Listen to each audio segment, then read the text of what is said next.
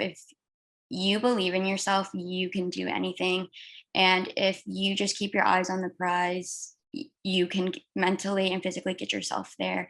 I think that passion and drive will always light your fuel. Hey there, welcome to Rave Culture Cast, your weekly guide to the EDM community, music festivals, and more, hosted by me, Emma Capotis. Each week, I'll be covering everything from dance music culture, industry news, trending topics, and festival tips, advice, and reviews. You can also expect to hear stories from ravers, artists, business owners, and more. Tune in every Wednesday for your weekly dose of peace, love, unity, and respect.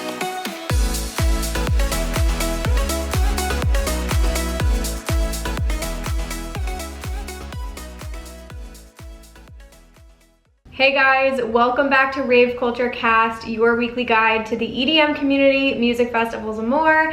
I'm your host, Emma Capotis. What is up, you guys? Happy Wednesday.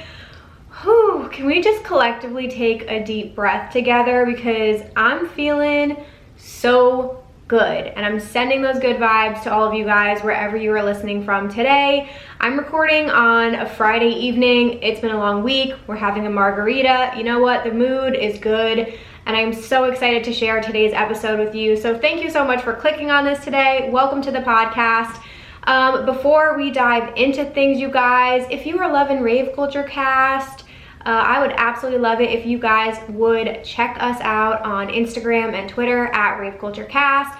And we are now on TikTok. Woo! Officially on TikTok, which is something I've wanted to do for a really long time. Shout out BB, my girl, for helping put that together.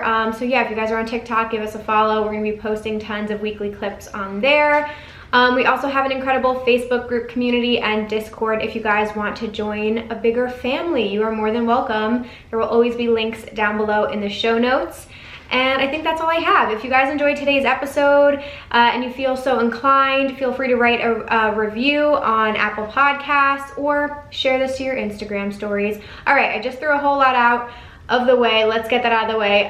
Today, I am so excited to welcome my friend Alyssa Tran to the podcast.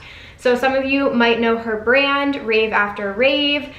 She's been crushing it with her Raven Festival fashion line for a few years now, and she's really built up an amazing community. And one thing I think that Alyssa's done really well is her pieces she takes her time with them. She really, really is thoughtful about her collections. She doesn't release a ton of stuff, but when she does, they're incredible, and her pieces are staple pieces. And I also know how hard she works. Like, she is incredibly meticulous, and again, puts so much love and thought into her brand. And so I just wanted to hear more about how this all started, how quarantine went for her, what the future looks like. And then of course we talk about rave fashion. So we share some of where we came from in our old festival attire to like that evolution of where we are now. And then we talk a lot of business. So if any of you guys are interested in starting a business in the festival space or the rave space, we're gonna chat about that. She's gonna give some tips and advice and all that good stuff, because she is running this whole business like a boss-ass bitch, and it's super exciting. So with all that being said, you guys, we're gonna hop right into it here. Please join me in welcoming Alyssa Tran of Rave After Rave. Awesome. All right, you guys, today I have a special guest who I'm so excited to welcome to the podcast. She is an incredible business owner, rave fashion icon, and she's absolutely killing it. She's getting ready for a very busy festival season for the rest of the year, hopefully here. So please join me in welcoming Alyssa from Rave After Rave to the podcast. Hi. How you doing? Good. How are you? You're so sweet. Oh, girl, I'm so excited to have you on here. I love talking about rave fashion, and I feel like the audience too is very into it. And especially now, people are starting to plan their outfits and get things together. This will be a good timing of this episode. But I'm so excited you're here, and I want to share your story a little bit and get to know you better and hear more about like your business and everything you've done, because you've built an incredible community around Rave After Rave. So can you take us back a little bit and just tell us a little bit about yourself personally, where you're from, what you do, all that good stuff? So I went to school in Virginia. I am currently in San Diego, California, and I've been here For the last 3 years, and I started Rave After Rave when I moved here, right after college.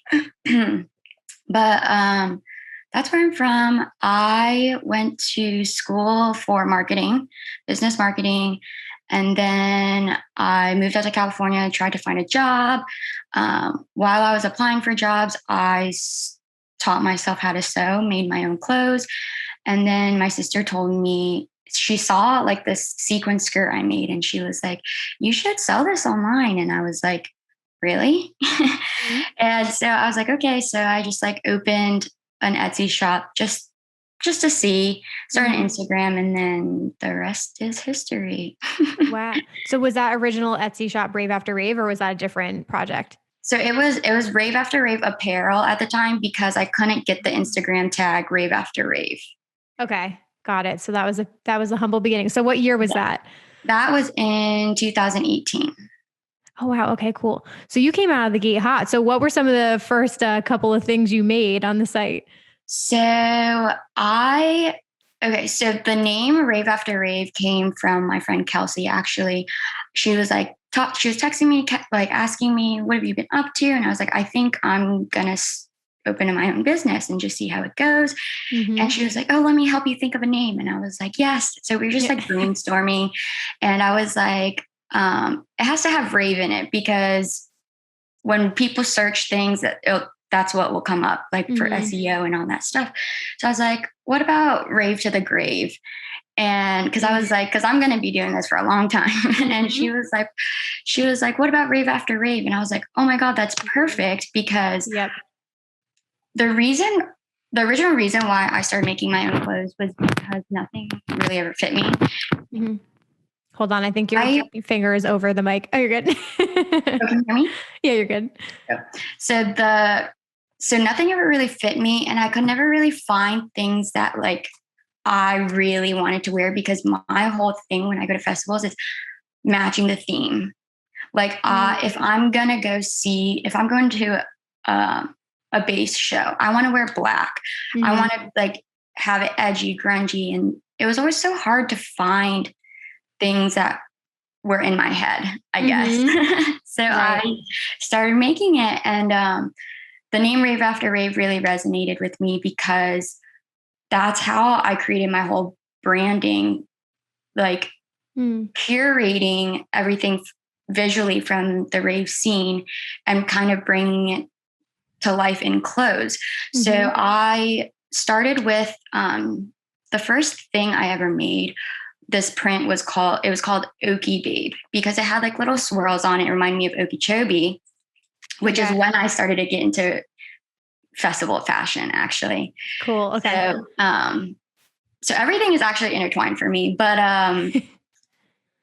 so my whole branding is about rave after rave. So I Mhm. release collections curating around the theme of festivals and music and Mhm. artists. And there is a lot of careful consideration when I pick fabrics and names for the fabrics and collections I decide to do. Mm. A lot of So, thought goes into that. I love yes. that you do the Yes. theme around like actually like coordinating with the theme or the genre. I think that's perfect, especially for people who struggle to put together an outfit or are just getting into it. Like I was just talking to Five with Aid today about ARC Music Festival happening Labor Day. It's like straight up house and techno. And we were saying the same thing. We were like, you want to match the vibe of the city, Mhm. Chicago, but you also want to match the genre, which is like cool and dark and underground. So I love that that was Right. your thought process behind it. So that's really my branding and how things came about. I know that that was very all over the place, but everything is very together in my head. And I hope that people see that, Mhm. I guess. So when I first started in 2018, I had a basic logo. And then just because I was starting out, wasn't really sure what this was going to become. And then things kind of Mhm. started picking up. And then in 2019, I rebranded with Seriously Hallie. She Mhm. did my logo and we went with a Saturn logo. And I was like, this is so perfect. It felt like it was very what's the word? It kind of solidified my branding because it was like our little world. Like I always say like Rave After Rave is kind of like a lifestyle because it's always changing based on what is going on in the world, what current events are happening and what artists are coming up. So that's what it is right now. Amazing. Well, and so I want to go back to Okeechobee too. Was that your first festival? Can you tell us a little bit about how you like actually found the passion for dance music events? So my first festival was actually, okay, so my first show was my junior year of high school, which was 2012 or 2013. Okay.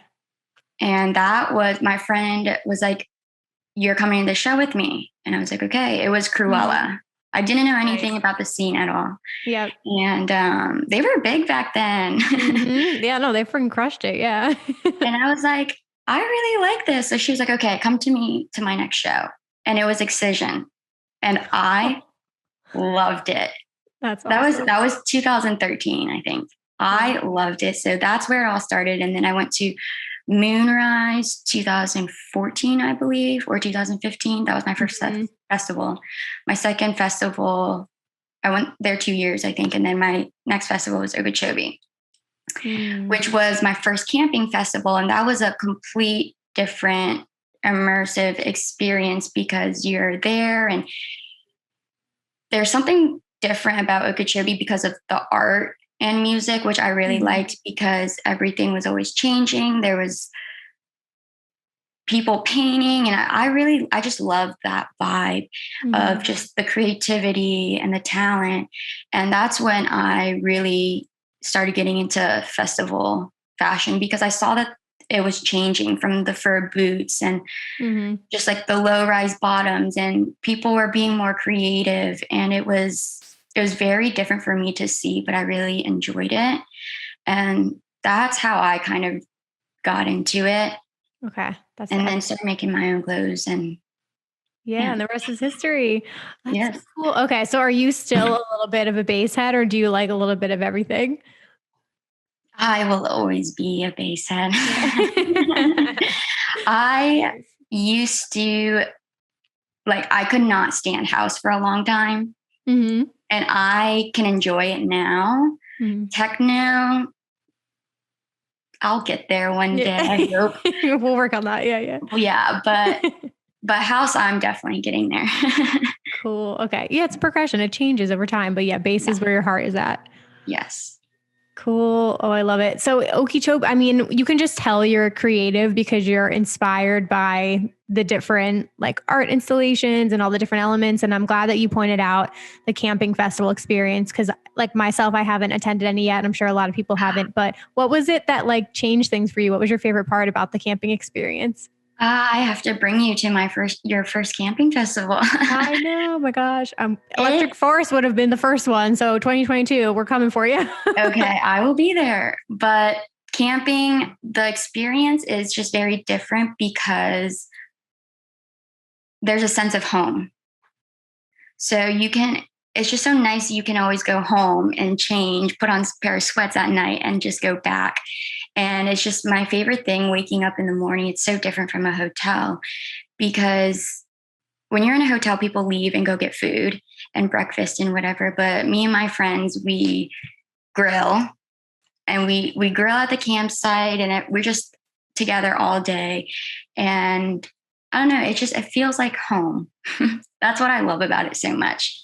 Yeah, you're definitely fully immersed in it, which is what is amazing. Honestly, I slept on it way too long, but yeah, to your point, you're fully immersed. You can interact more with your neighbors and there's the convenience aspect of it too, which is just like next level. So and Okeechobee looked incredible this past year. I know they were able to get it in 2020, but now that Insomniac Events is like partnering with them to produce it, like it looked incredible. So that's definitely on the bucket list. Have you been back since or just one time? Oh, you have? Yes. So I went 2 years when it was the old when producers. Whoever put it on. Yeah.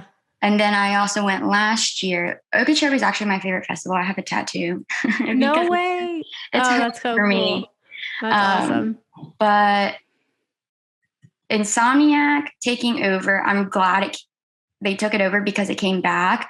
I Mhm. think they have some things to work on to make it more the way it used to be, Mhm. because it felt the 2 years prior, it was more artsy, more.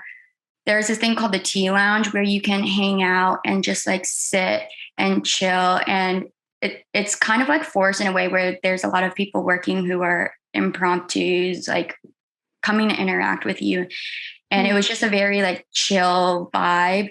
This year they made the tea, or the past year with Insomniac, they made the tea lounge a little more of like a walkthrough, which I didn't like because I wanted to like chill and be immersed and just like Mhm. enjoy it.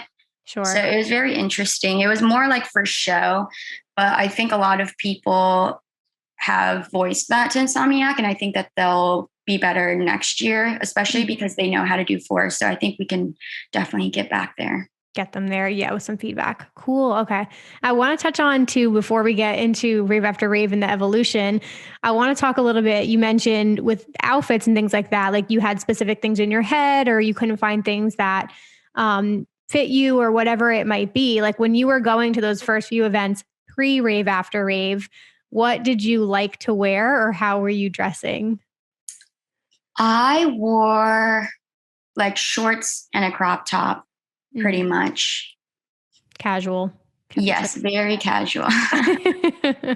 That's crazy when you mentioned the like fluffies and stuff. Like, I mean, that was a vibe. That's a part of rave culture that I think is so cool. But to your point, it was definitely a look. And now looking at it, even in this past year, with people being home, like the creativity absolutely blows my mind. And now it's just like a full blown fashion show at these events. So I'm personally happy about the range. I feel like there's something for everybody now, but it's definitely completely different. And I feel like festival fashion is its own entire world now. So how do you feel about like the evolution of festival fashion? I didn't mind the furry boots back in the day, actually. Yeah. I wanted a pair, but I could never afford them. Right. But I'm glad. I mean, people still wear them, hmm and it just kind of takes me back in time, and I enjoy seeing it. I don't hate on them. Nostalgic. Yeah. Yeah, exactly. But the evolution of festival wear is interesting, hmm and I really enjoy it because everything about the music scene is about talent and creativity. And I love seeing people express that, whether it's people creating it or people wearing it or people getting customs because it's their own idea. Like, I love all mm of it. Um, and it just makes me happy to see that people are wearing whatever they want to, whatever makes them feel comfortable or confident. And hmm yeah, it's just, Yeah. I love when people aren't unified, when people can Mhm. really express themselves in what they Totally. wear. Yeah, it's such a part of the culture now too. I love seeing the outfits even with Ubby Dubby and like other events coming back. Like I was like clicking through to see what people were wearing to their first shows. Even the drive-in raves. People were Yeah. going all out at drive-in raves too, but that's like something I am looking forward to at the first event back. I'm like, "Oh, Even, everyone's going to pop off." yeah, even when people wear like banana costumes and pizza costumes or Yeah. onesies, I'm like, yeah, you go, girl, or you go, guy. Rocket. Oh, I love it. All right. So Rave After Rave, I want to go back to that. So you started an Etsy shop, then you worked your way up. And now you've got your new branding. Can you talk a little bit about when you were first getting started and what were some of the challenges with creating your own line and business? So the first thing I think of when you say challenges is, I think, taxes. That Mm. was the hardest part of any small business, learning how to get there. And I feel like I had to learn the hard way because when you search about it online, you can find ways to do things, but Mhm. they'll tell you one way. They won't tell you you could do this or you could do this, but the best option to do your reports and everything isn't the same for everyone. So Mhm. that was the most challenging part. I feel like I found the best way for me to do my reports in order to do my taxes. And I think a lot of small businesses come to me and I always share that information with them, which is like so fun. But aside from that, I would say time management was challenging for me starting up. Sewing patterns was really hard because I'm self-taught. I literally just would look at how clothes were structured and then sew it, trial and error until it fit me. And then I would grade the sizes according to my size chart. And then once I got that down, I would do new designs. And then it was always so hard to fit other sizes and more designs. So it feels like it was like never ending. And then the other challenge I had was doing photo shoots because I was new to California. I didn't know anyone out here. And it's hard finding people like models. And most of the time I just did it myself. But then with that, another challenge was people were like, oh, your models are just so tiny. I'm like, sorry, it's me. Yeah. It's literally me. Yeah. Oh, no, that's gotta be so hard. I mean, one of my questions too is, did you have any help? Or are you doing all this on your own? Cause you wear all of the hats. Yes. So I do everything from social media management, customer service, sewing. I do web design. I taught myself how to code. So I do all of that. But I do. So my first EDC that I ever went through with the business, I didn't sleep. So I had to find a seamstress who helped me, and that helped me a lot. And I've worked with a few different seamstresses to find which one was right for me. And right now I'm working with just one seamstress and then it's me. But I also do some of the sewing still. Wow. Oh my gosh. Yeah. I don't think people realize, and we were talking a little bit before this, but yeah, people don't realize how much work goes into it. And like you said, you're the customer service rep, you're creating new lines, then you're actually sewing things together, shipping everything. Like social media management is its own thing that a business has to take on. So it's crazy. It's like, how do you have time to still focus on the bigger vision and create new lines on top of everything else? For me, I think what motivates me is the passion and drive. And I'm such type A perfectionist type of person. So in my head, I'm always thinking, okay, what can I do better? Like, it doesn't matter all the tasks I have to do in the day. If my like website doesn't look good, I will dedicate time to it. And that's how I find time for it. But it's like, it is hard, but if you love it as much as I do, it'll work. You'll find a way. You'll make it work. Exactly. Can you talk a little bit too about growing the community around Rave After Rave? Because you've built up a pretty big following too. So for me, it was very organic and word of mouth mostly. Actually, what started in the very beginning is Vibe with Aid.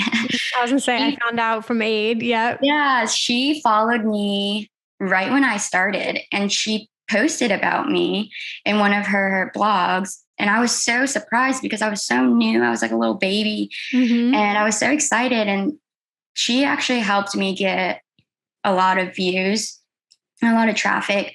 But other than that, like, it was really just word of mouth. And I didn't do too much advertising because I was so busy sewing and doing everything else. But it kind of just picked up, and that's how my community grew. But I love it the way that it is because I feel like everything's very organic. Like the people that I talk to that message me all the time, everyone's so nice. And I think it's a lot of law of attraction because I just put myself out there as me, right? And what I want to wear and what I want to do, and people that like it follow me, and that's all I care about, if they like it. Sure.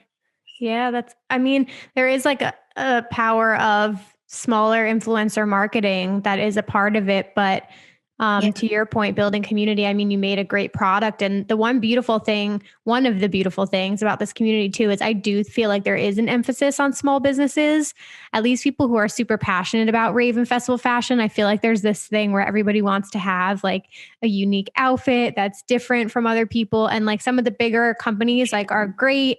But there is something nice about supporting the smaller businesses. And I think people want to get behind that, especially when they hear your story and things like that. So it's a good space to be in, but it definitely helps. And how do you feel about influencer marketing in this space now in 2021?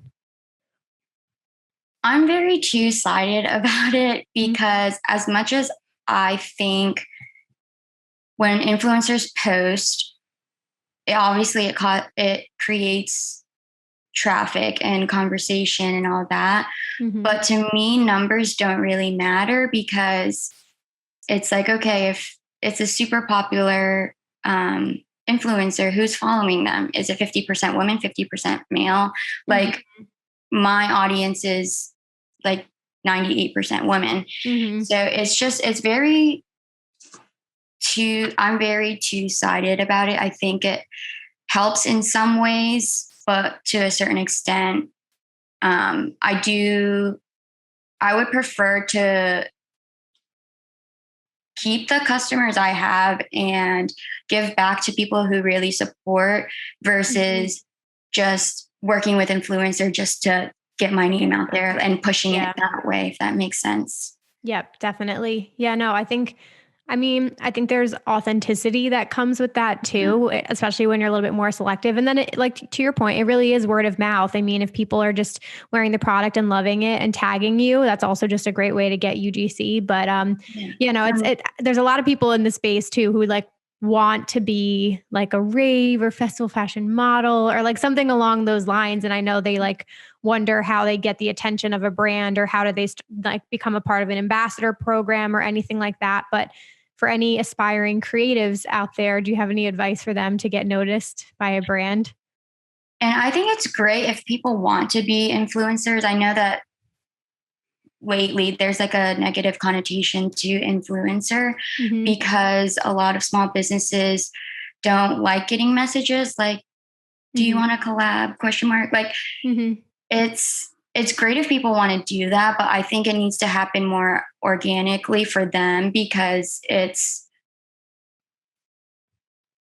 don't know, it's what we talked about earlier, like authenticity, like people, that's what people are attracted to. So if you are just yourself and want to be that, then just post about that. Just be honest. Like don't push or rush anything. For me though, personally with my business, I work with people based on like relationship building and networking. It's all about who you know, because I don't like working with people as a transactional kind of deal.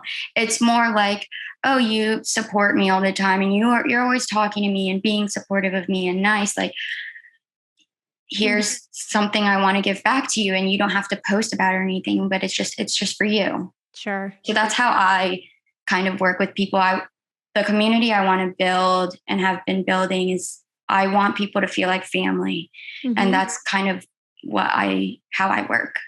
Yep. And I think that comes across in like your presence online and the people who support you in the community that you've built. So I'm glad that is working for you. And I think people will just fall in love with the lines anyway, however they find you.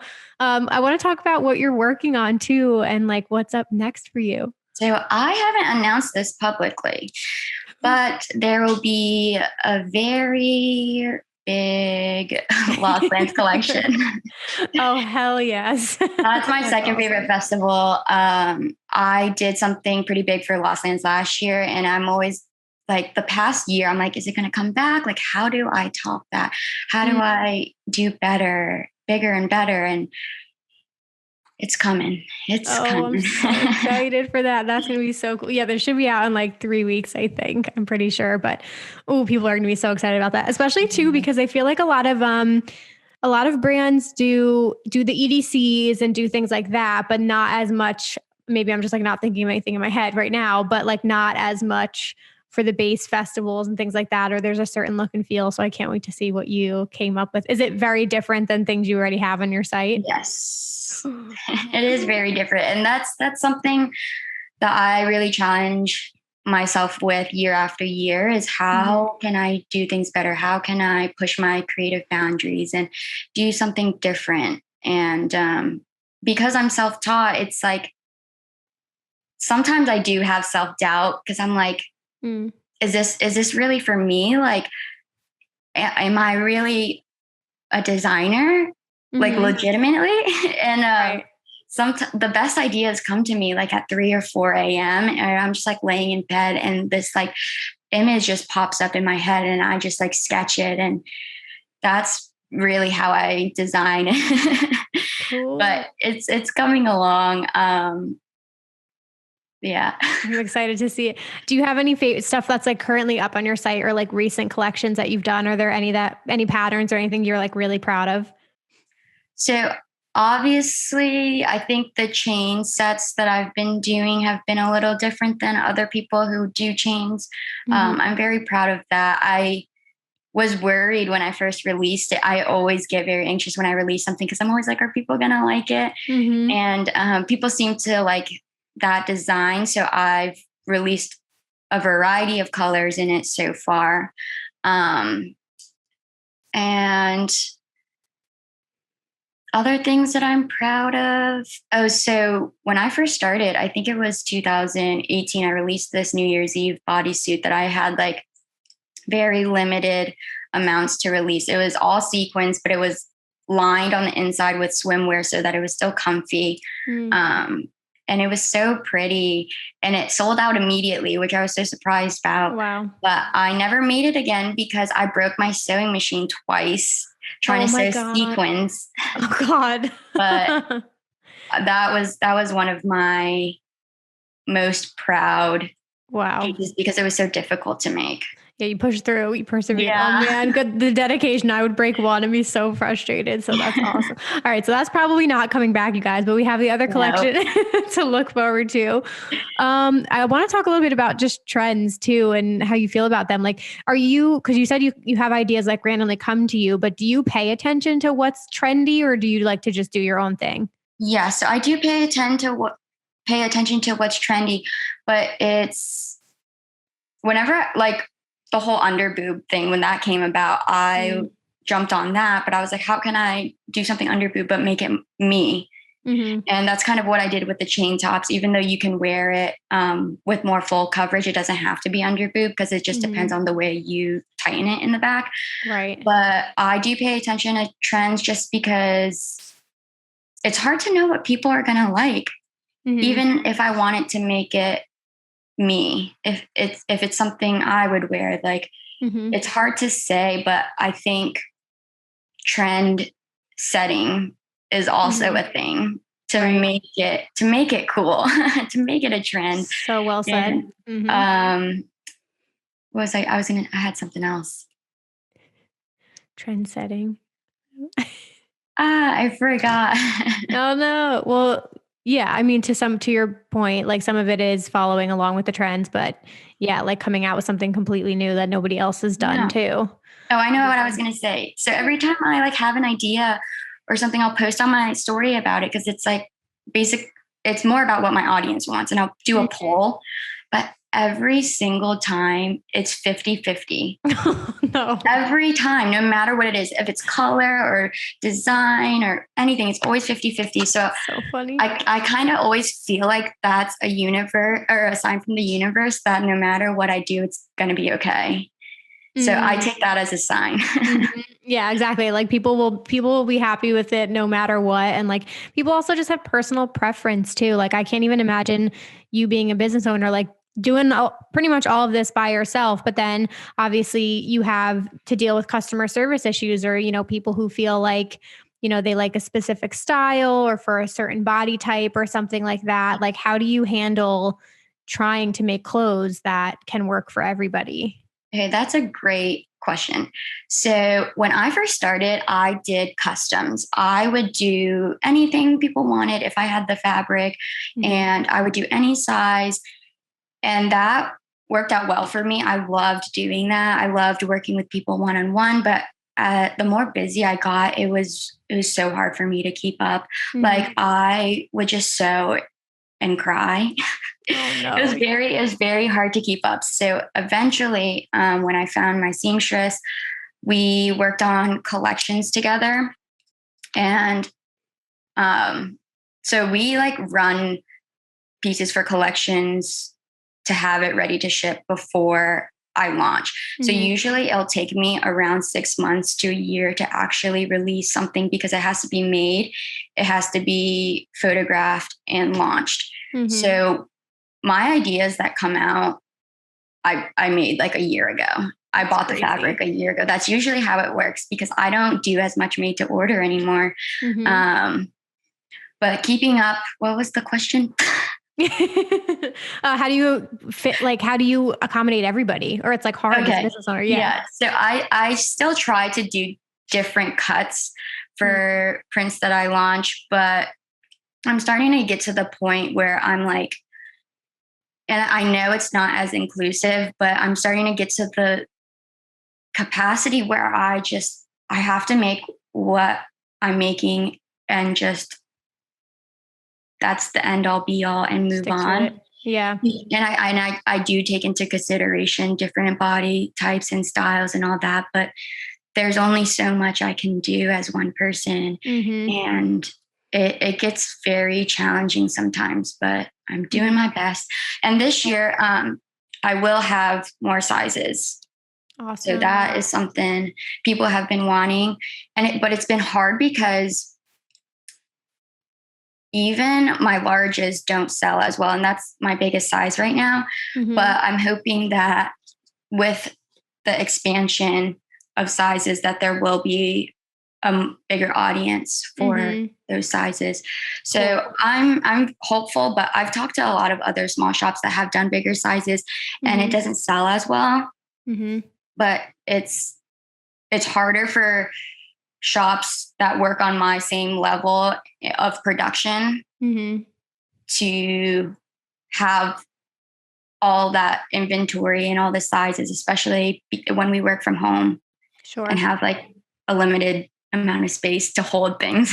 Yeah, no, it's tough. It's definitely tough. And even like you said, if you have a couple more sizes, like with the upcoming collection too, like it's marketing also because if some people know for your brand, it's only been small to large for a certain time, then to your point, they're probably shopping elsewhere for bigger sizes or anything like that. So if you market that, then I'm sure more people will come in, but that's exciting. And you're doing so much. Like I'm the same way. Like it took me forever to like hire somebody to help, but like to scale, you do eventually have to hire, which is so hard.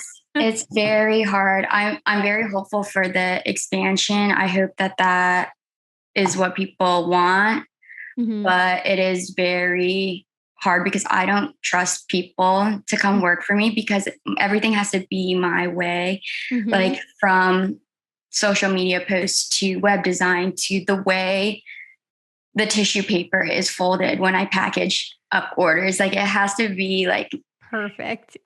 So it's hard for me to want to let someone else in. And that's why it took me a long time to hire a seamstress or to find one because it's hard for me to trust when it's like my baby. Yeah, no, I cannot even imagine. But you got to find it's like your unicorn. You got to find your unicorn who's like your mini you, who you can just teach, hopefully, to do things similarly. But no, there's so many exciting things. And, we've connected back when we weren't sure about events and we didn't know what was going to happen and we didn't know what EDC was going to be. And now that we have events on the horizon, like, how are you feeling about everything and what's your next few months looking like? So it's looking very busy, but with the whole pandemic, it wasn't terrible on the business. Like obviously sales were very low, but I was going through my own personal mental health issues during that time. So it was a good breather for me to just relax for once and get some sleep because in festival season, I don't get to do that. But with things picking up, I'm really excited because I love the rush of festival season and pivoting was good for me because I actually still had so many other ideas for loungewear that I didn't get to implement and carry out. But I think it was a good learning lesson and pushing my boundaries for me because I still want to be able to do loungewear and have that for people because it's good to like even wear at camp or just at night, like fun prints, but just like lounge chill wear. And I think I've learned a lot during the pandemic, but it's good. Things are picking up, but it's just going to be busy this year, but very, very exciting. Everyone's so happy now. And I think it's really good for my mental health, just seeing other people excited about this year. No, I'm so happy for you and for this industry. And I agree. It's like, I don't know if anybody else is like this, where you're like, you think it's too good to be true, but because we were in that place for so long, it's like, the adjustment is hard. It's hard to get excited. Maybe that's the right word. Like it's a little scary to get excited because you're just like, is it all going to get taken away again? Or we just like, don't know. I agree. So I felt the exact same way, but then Ubby happened and I was like, oh my God, this is really happening. Like it's not going to get taken away. Cause so for so long I was like, okay, yeah, these are getting announced, but it's so close, but I can't touch it. And now it feels like it's here. And I'm really glad EDC Las Vegas got pushed back because I felt like if that actually happened, that numbers with COVID would spike up and everything else would get canceled. But now that it got pushed back and we have a bigger time frame for people to get vaccinated and everything, I think it's very hopeful. I think things will happen. I agree. And and I think even in the fall and stuff, I keep telling myself, I like very much believe in like the timing of your life. And it took me a while to like get used to that. But now I'm much more like, if something doesn't work out or if something doesn't go your way, like something better was meant to happen.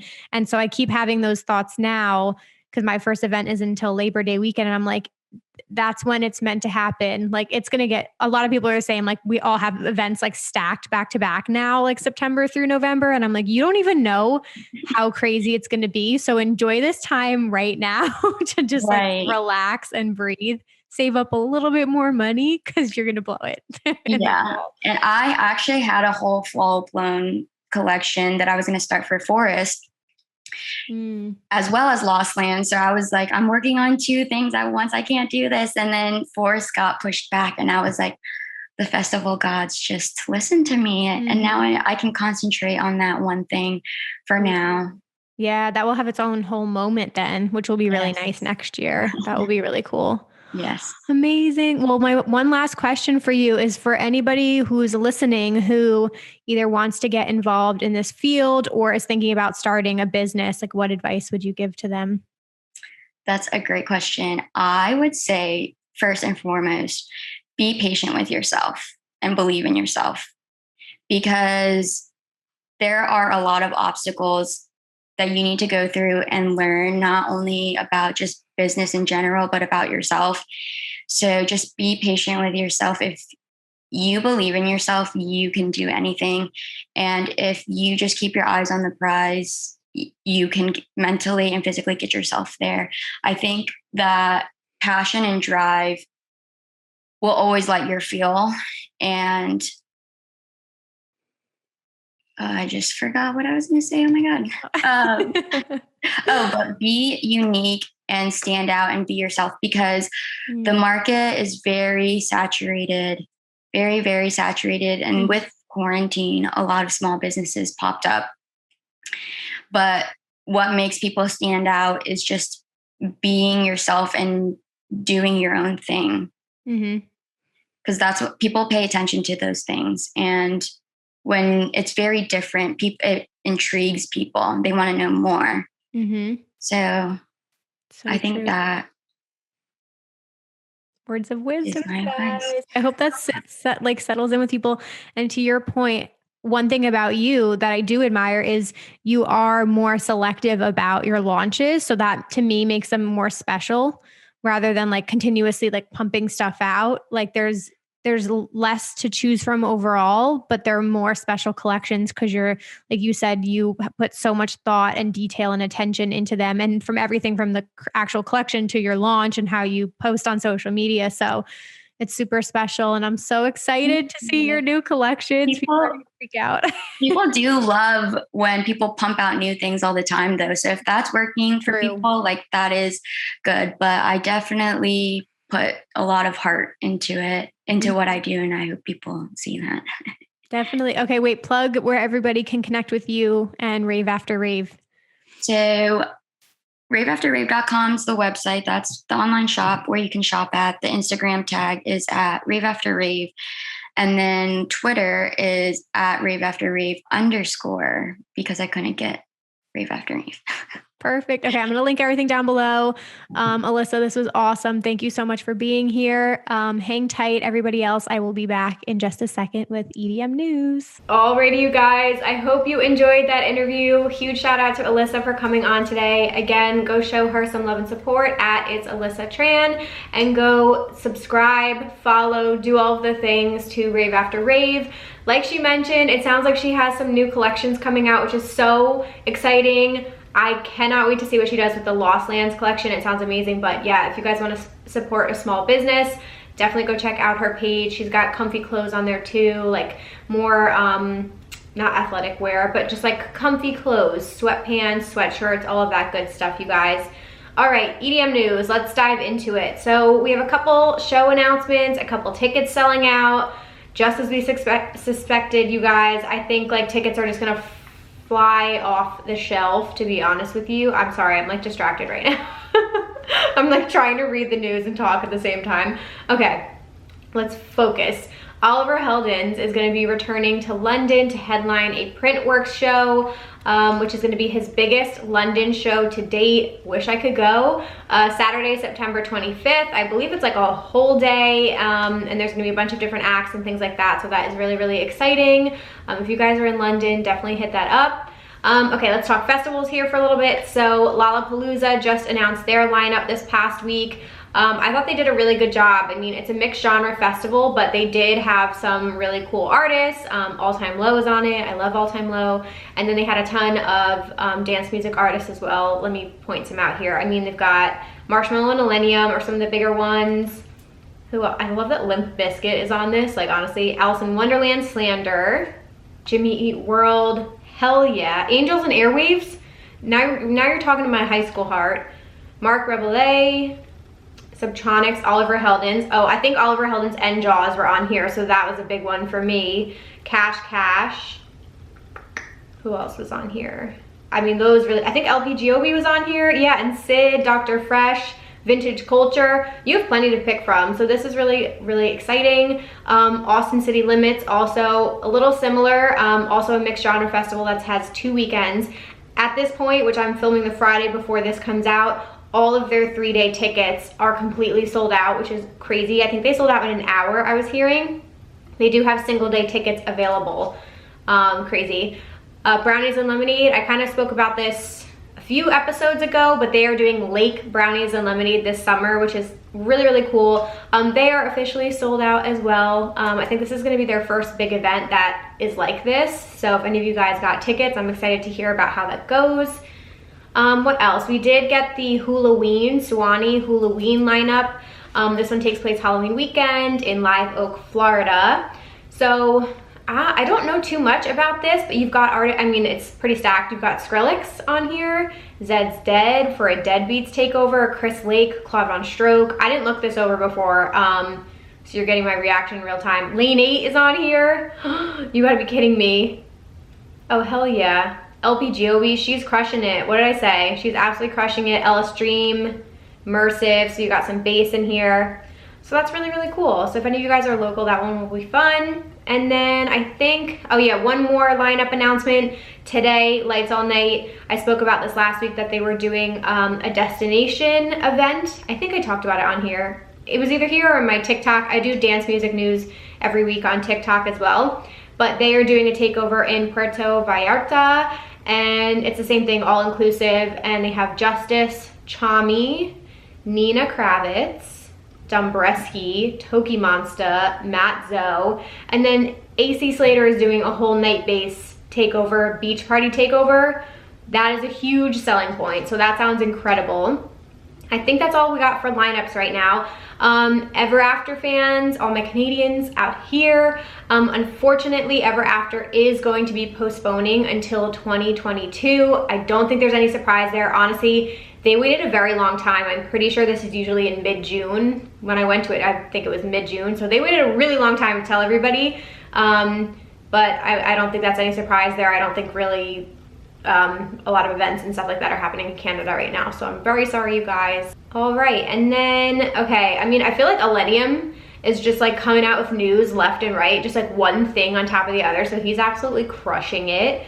So he announced that he's gonna be doing this special show called Trilogy, and he said he's gonna be playing 3 sets in one night: Ashes, Awake, and Ascend, the different albums, which is amazing. And he kind of said he wanted to like close the chapter on certain albums so that he could start playing newer stuff. So obviously this is a very special event. So he officially announced it's going to be Saturday, July 3rd, so 4th of July weekend at the Allegiant Stadium, which is the brand new Raiders Stadium in Las Vegas. Amazing. So he said 3 sets, one night. So excited to present this new experience. I believe tickets are on sale already if there are any left. I'm not even gonna try to get tickets to that, but good luck if any of you guys get to go. Honestly, God bless, that's amazing. Super, super memorable. So yeah, that is everything I have for you, you guys. I hope you learned something new. I hope you discovered somebody new to purchase rave and festival outfits from. Alyssa is incredible, so definitely go show her some love and support. And again, you guys, there are so many different ways to interact with the Rave Culture Cast community. Our Facebook group always pops off. The Discord group is a great way to meet new ravers and chat about different festivals. Way more planning happens in that because I created channels for some of the major events coming up. So if you guys are planning for Imagine Music Festival or EDC Las Vegas or Electric Forest, anything like that, we've got channels for it. Yeah, and one thing you guys could do for me today is tell a friend about this podcast or share this to your Instagram stories and tag @raveculturecast. It means the world to me, so thank you guys so much for spreading the word. And I think that's all I have for you guys. Go check out the merch line. The new Plur mini collection is up. There's a link in the show notes. And with all that being said, I'm sending you guys all my good vibes, and I hope you make this an incredible week. Thank you guys for listening. I will see you next week. Bye. Dancing.